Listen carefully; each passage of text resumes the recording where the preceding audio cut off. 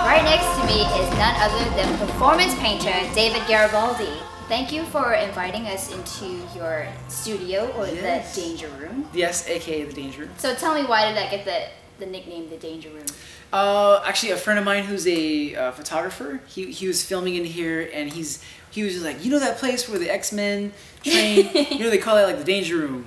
You should call this that. So that's how I got the name. So Chad, Ross, thank you for naming this the Danger Room. The Danger Room. Yes. Has anything dangerous happened since then? Besides all the wild colors that are flying around. The most dangerous thing that's happened in here is probably like I spilled a can of paint. Like, it's not that dangerous. I think it's just so much goes on in this room. We use it for so many things, for rehearsing and different paintings and things. So it's our like multi-purpose Danger Room.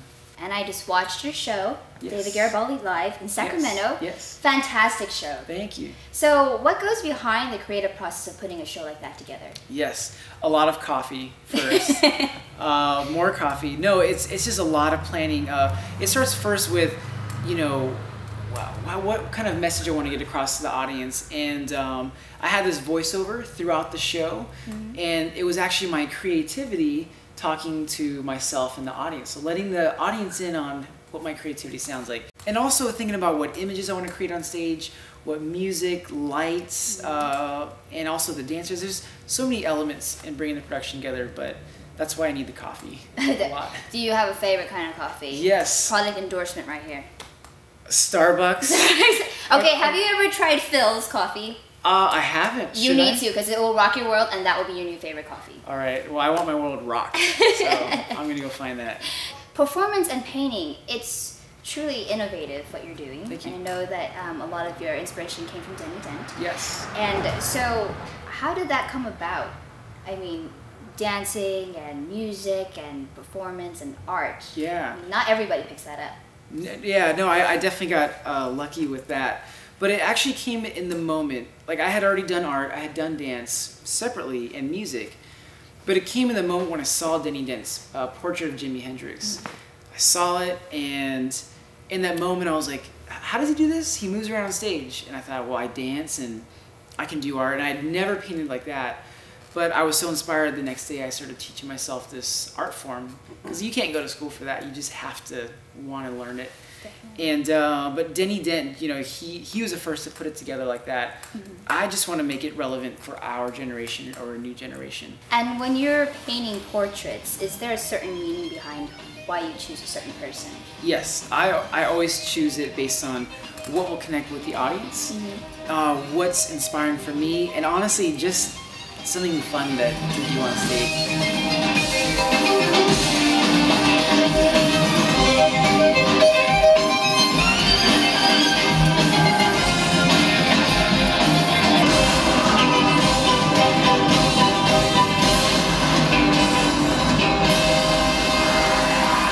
So when you first got started in performance painting, was there a blank canvas and you're like, let me try this with spaghetti sauce first, or what? How did you do it? Actually, I just did that last week, but no, when I started, I pulled up some black paper on the wall, and I had these brushes. I was like, well, if I'm doing big paintings, I need big brushes.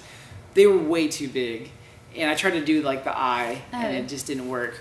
But I just started with paper and some cheap paint that was like $2, had 2 colors. I just went for it. I literally threw the paint on the wall and started with that. And your parents let you? Yes, because I was living with my parents at the time, and yeah, my dad was just like, "Oh, great, this is my son's life." Yeah. You know? Did they get the concept of what you were trying to do? Not right away, but I think once they came to like one of my first shows and they saw what I was doing, they saw the potential. So I just appreciate their support from when I was little drawing to when I was big drawing. Definitely. So what was the point in your career when you thought this is gonna be what I do for life, for my career? When I started, and honestly, it was because I had no other choice. I had just lost my job. My car was repossessed. Wow. And I was about to be evicted from the apartment that I was living in at the time. And I had no other options, and the only thing that no one was gonna repossess or take from me was my creativity. So I thought, I'm gonna use this. I'm gonna, train myself. Or go get the training that I needed, and create my own path. Yeah. So that's what ended up happening. So I really had no choice to do it. you're a very positive person. Try I just to be. get that talking to you, and you know, when negative or unfortunate circumstances happen like that, what encourages you to think positively and use that as something to just go on with life? Yeah. I'm sure a lot of it has to do with how my parents raised me. And not that my parents struggled a lot. I think it was just instilling some sort of positive reinforcement. So on one side, you know, as an artist, you know, something breaks, I'm like, oh, it's cool. We'll figure out a way to puzzle it back together.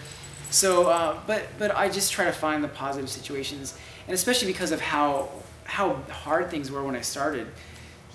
From where I was at, you can only go up from there, and that was just my only option. So definitely. So let's talk about David outside of painting. Yes. So what are you like outside of painting? Do you have time to be David outside of painting? Yeah, I mean, I don't get a lot of time, but the little time I do, I love traveling. Even though I travel for work, I like to go on just trips on my own, like driving to you know, anywhere on the West Coast, like San Francisco, LA, but also like just taking trips to like Australia or like London. And I just love to take in cultures. But the single most thing I love is eating. Oh, you sparked something right here. I'm a self-proclaimed foodie. And so me too. Throw something at me, I've probably. So you've had all the Ethiopian, Japanese, I've had Indian, Ethiopian, yes. Thai food. Okay, out of all the food you've had, do you have a favorite genre of food? Sushi. Sushi. Japanese. Anything Japanese. Sushi. I live in Sacramento. Okay. And there's a place called Mikuni's. I've tried sushi all over the world. Okay. Mikuni's is the best. Yeah. Was it the train wreck roll? That one. Yeah. And probably actually the whole left side of the menu. I've eaten it all. But the coolest thing, you know, I felt like actually I made it, not when I like met celebrities or done stuff, but when I got my own sushi roll named after me at Mikuni's. So what's in the David Garibaldi sushi roll? All right, there's definitely salmon. So if you don't like salmon, sorry.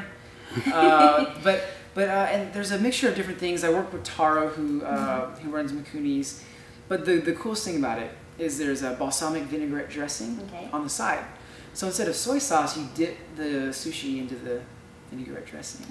So you get like a salty, sweet experience. Yeah. So, you know, just like your artwork, what does it say about you? I think that all the different stuff that's in it, I like a lot of flavor in one bite. But also, when they put the vinaigrette dressing on there, I told them, I was like, I want you to splash it on there. So that there's some energy put into it. Because like if you look close at all these paintings, you'll see that you know, the paint splashes up, and that takes effort. To you know, anyone can make paint drip, but it takes some sort of effort to make it splash up or splash. So I told them, I put some energy into it, so the dressing is splashed on it. Yeah, and you're also a dad.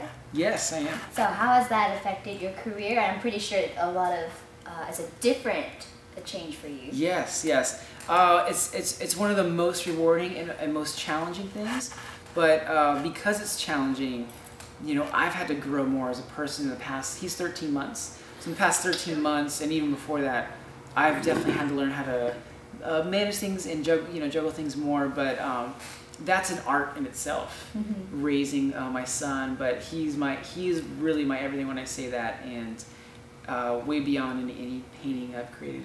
He's my best work of art. Oh, that's so cute. And is there any advice that you would like to say to kids out there who want to pursue a career that might not be as popular or to their parents or just in society? Yeah, I would just say at least try it out. Try to start somewhere, you know, give yourself a certain amount of time. Okay, for this year I'm going to do nothing but this or mostly this. And if you're going to do it, become an expert. Like, become a professional, be professional, present yourself professionally. And if you don't have, if you don't have any major leads or major growth, I think you should go back to the drawing board, but just give yourself that set amount of time, that goal for yourself, and say, let's see how much I can accomplish in this amount of time. And then decide whether you want to invest more time into it. And hopefully it'll show your parents that you are serious about it, and maybe they'll invest a little bit into your dream as well. Definitely. And the last thing is shout out to your fans. Yes. Hello to all of my fans, but also hopefully new fans out there that haven't seen the show live. Maybe you're on YouTube. But yeah, just go on YouTube, search David Garibaldi art or artist or painting, and check it out. Awesome. Well, thank you so much. And I know that you used to be in a dance group called the Boogie Monsters in high school. And I don't know if they practice at Capitol Roots over here. They do, They do? Okay. Well, I thought we'd end off this interview with a little dance from you yourself. If you can just go around these paintings and with everything, you know, just bring the voices and dance from the painting and the dance to the we could do like a duo dance? Yeah, yeah. Okay. Totally so what we're going to do is, this next clip you're going to see, they're going to add some music to this. Yeah, we're totally going to add music. We're going to do the moves, and then the music's going to come in right now. I'm going to teach you some dancing. So we're going to do the hair swipe. Oh, the hair swipe? This is a new dance move, the hair swipe. And then there's the glasses. Okay. Oh, look at that. He even got the knee pop in there. So the hair swipe, and the glasses. So the glasses, hair swipe. And you can put these together as well. In the club, if you're, you know, oh, this is the hair swipe. And then, of course, we'll end this one on the see this little white line? Yes. The jawbone. So the jawbone. Yes. Jawbone, glasses, hair swipe. Kind of like the cat daddy. So we're going to put this together. Yeah, we're going to put this together. We're going to go okay. Hair swipe, glasses, and jawbone. Oh, jawbone. Watch out. It's the clubs. Imagine you have brushes. Okay. Alright, here you go. Hit like that. Okay, you hit. And then move down like that. So it's very simple. Just hit, move down. Alright. You can go up and The down. Rihanna cheekbone dance. Rihanna, this is the Rihanna cheekbone right here. Oh, there's the eyes, the most important part. Alright, so let's see. This is very simple. Gotcha. You take your hand and you go. Oh, it's a tap. Yep, you just kind of a little tap. A little soft tap. Not a lot of energy required. I think I can do that one at the club. this you can do at the club. You can. Let's tap. Get my drink. Yes. Tap. Okay, so this is the what I like to call the Bruno Brim. The Bruno Brim. Bruno Brim. We just go do the line like this, and then we come turn around. And we end with our back. Oh, there you go. I think I saw you doing that in your performance in Sacramento too. I did. For an hour straight, I was just doing this. So go like this, and then turn around. Back to the audience. I totally feel that one. Bad. And so you just do that at the club. You can bring it back, you bring that back. I love this. Yeah. Awesome. Well, thank you. By... So you guys should all do it in the clubs. Yes. Yes. David Garibaldi taught us how to do the John Legend, Rihanna, and oh, not John Legend. I keep getting confused with the John Legend. That's Harry Potter. John Lennon. Harry Potter. Yeah. It needs a lightning bolt right here. Yes. See Harry Potter. This is David Garibaldi. You're watching Nicki Son. If you didn't know, now you know.